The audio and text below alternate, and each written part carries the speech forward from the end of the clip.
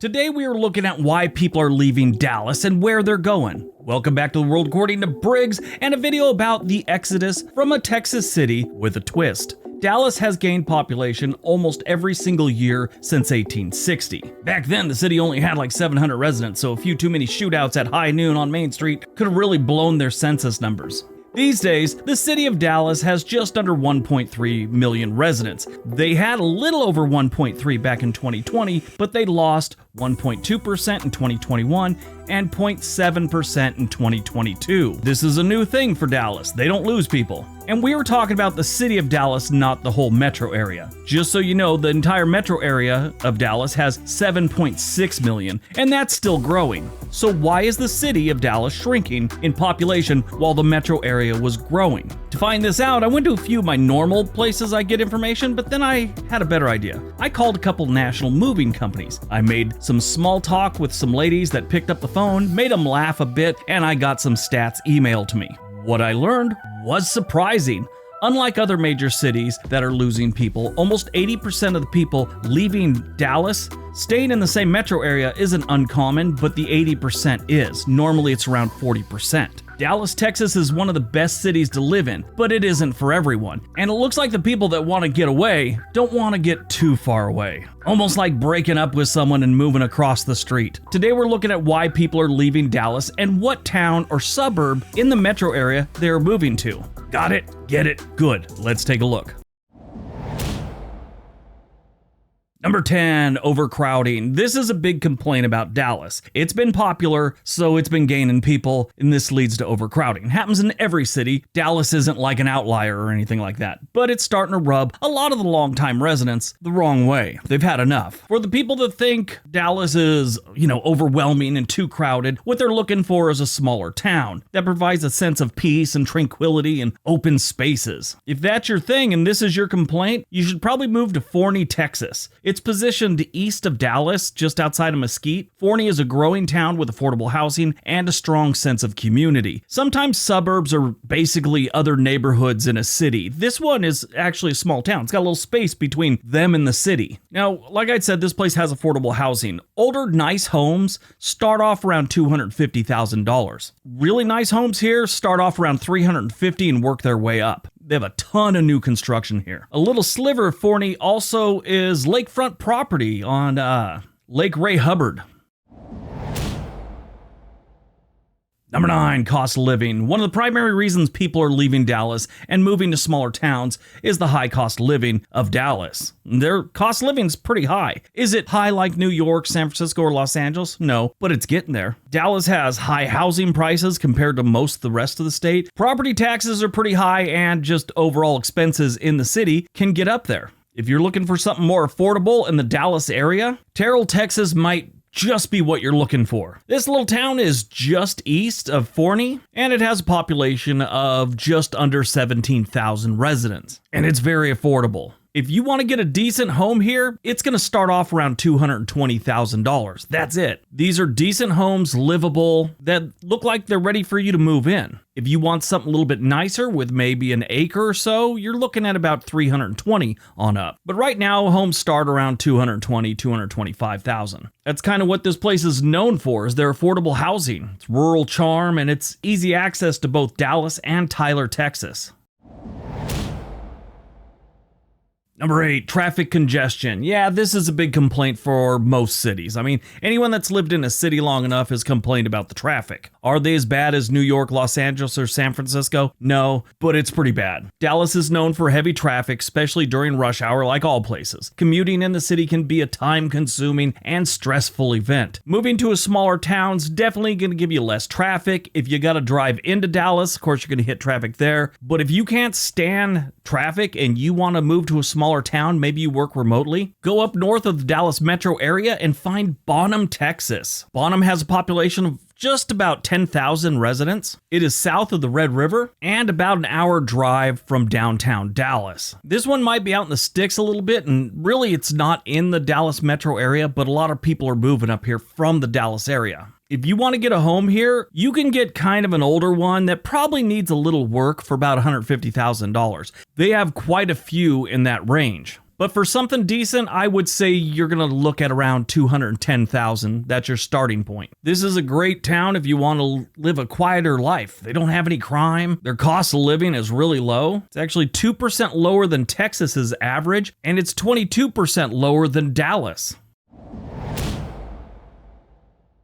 Number 7, urban sprawl. Dallas has experienced significant urban sprawl over the years, with the city and its suburbs expanding rapidly. A lot of people like the charm of a smaller town or even a suburb that isn't connected to the city. You normally get a better sense of community, and the people there are a little more close-knit. It's a big complaint for a lot of people. They're just kind of tired of the whole concrete jungle thing. If you're looking to get away from the urban sprawl, a good place might be Waxahachie. That is south of Dallas. It's like the last suburb before you get to the farmland. Waxahachie has a low-cost living, low crime rate, decent jobs, housing's outstanding, and they get a B- grade for schools. That is not a bad place to live. This town's kind of known for its well-preserved historic architecture. Their whole little downtown area is pretty cool. A lot of charming little boutiques and things like that. If you're looking to buy some real estate here, your starting money should probably be about $330,000. They do have some for under $200,000, but you're gonna be chasing varmints out of there like possums and everything else. They're kind of run down. Waxahachie is a city that's growing. In 2010, they had less than 30,000 residents. By 2020, it was 41,000. And right now in 2023, they estimate it's closer to 45,000.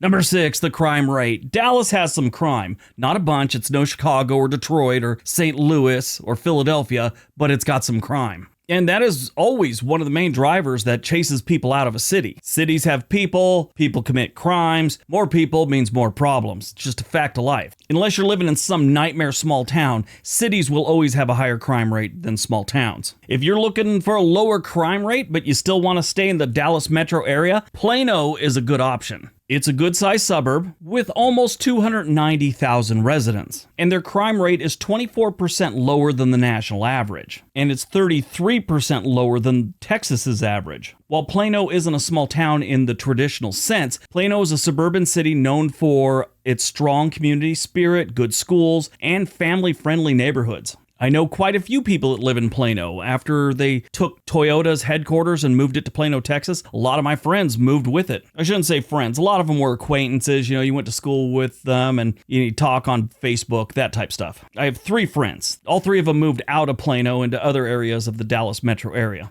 But they did live at Plano for a while and they liked it. They said it's a nice town. If you want to get a decent house in Plano, Texas, your starting money's got to be somewhere around $350,000.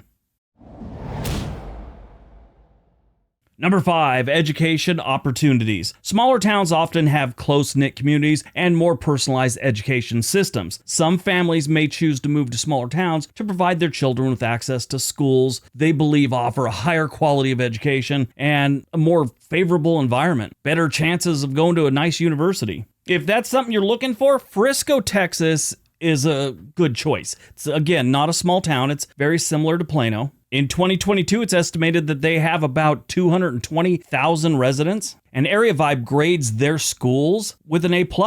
If you want to buy some real estate in Frisco, Texas, it's a little expensive here, but your starting money should be about $375,000. That'll get you something decent, ready to move in. You're not going to be putting new plumbing in or electrical, and there's no bars on the windows, nothing like that. If you're looking for Frisco on a map, it is just north of Plano, Texas, and about a 30-minute drive from downtown Dallas. Frisco's another place in the Dallas metro area that's seen rapid growth in the last decade. Number 4, sense of community. Smaller towns tend to foster a stronger sense of community. People may leave Dallas to move to smaller towns, seeking a closer connection with their neighbors, a stronger sense of belonging, and a community-oriented lifestyle. One thing about this, it really breaks down to quality of life. One of the number one things that gives you a high quality of life for any place is the sense of community. How are the neighbors? How close are you to the neighbors? How many festivals and events do they have in the town? They have all those things in big cities, but there isn't that connection. You don't see the people from your neighborhood. You don't see the people from your town, really. You might see 1 or 2 at a place in Dallas, but you go to a small town in Texas and they're having some kind of 4th of July festival or something like that, you're going to see a ton of people you know. If that's what you're looking for, Salina, Texas is your place. Located north of Dallas, Salina offers a small town atmosphere with a tight-knit community, affordable housing, and a slower pace of life. Salina is a pretty good-sized town, even though it's a small downtown. What I'm saying is they got a lot of property, and they'll be expanding a lot over the next couple decades, I'm sure. Right now, they're selling a bunch of newly built homes. They have all these new communities, and I'm sure, like I said, that's going to continue. The downside of that, the homes aren't terribly affordable. Your starting money for a home here, you're going to need close to $400,000. But that's going to get you a newer home and a new community in a nice small town.